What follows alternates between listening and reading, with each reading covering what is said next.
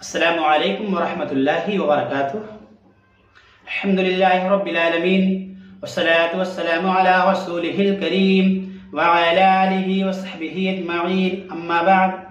تمام قسم کی تعریف و بڑائی اللہ سبحانہ تعالیٰ کے لیے ہے جو ساری کائنات کا پالنہار ہے۔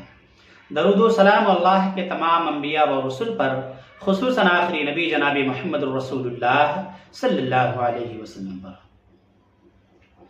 سامعین اکرام، ایک سوال یہ آیا تھا کہ ہم نمازوں میں کتنی رکعت سنت پڑھیں، تو آئیے حدیث کی روشنی میں دیکھتے ہیں کہ رسول اللہ صلی اللہ علیہ وسلم نے ہمیں کتنی رکعت سنت پڑھنے کا حکم دیا ہے۔ حضرت ام حبیبہ رضی اللہ تعالیٰ عنہ روایت کرتی ہیں کہ رسول اللہ صلی اللہ علیہ وسلم نے فرمایا، جو شخص دن اور رات میں 12 رکعت سنت پڑھتا ہے تو اللہ رب العالمین اس کے لیے جنت میں گھر بنا دیتا ہے۔ کیسے پڑھنی ہے؟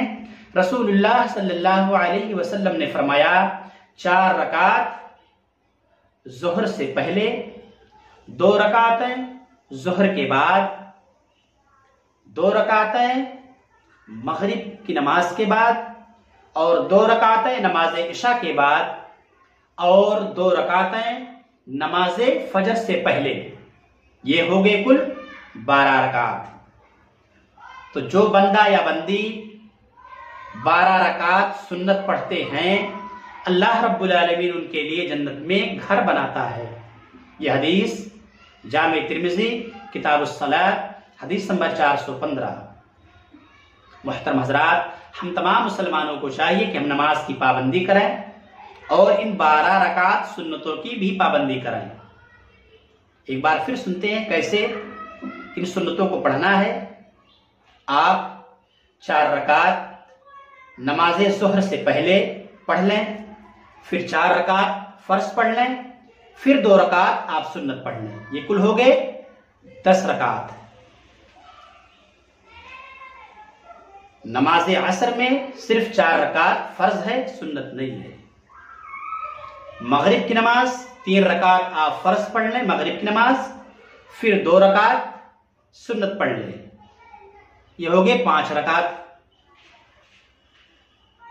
پھر آپ نماز عشاء 4 رکعت عشاء کی نماز پڑھ لیں آپ فرض، پھر 2 رکعت سنت پڑھ لیں،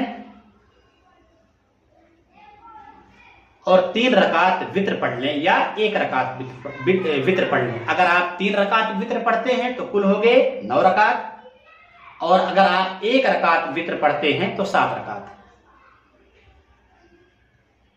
نماز فجر سے پہلے 2 رکعت سنت پڑھ لیں، پھر 2 رکعت فرض پڑھ لیں۔ یہ ہو گئے 4 رکعت۔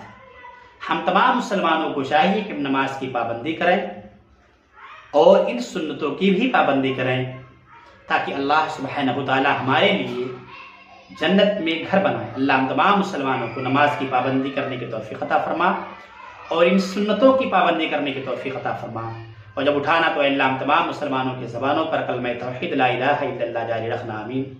وآخر دعوانا ان الحمد للہ رب العالمین۔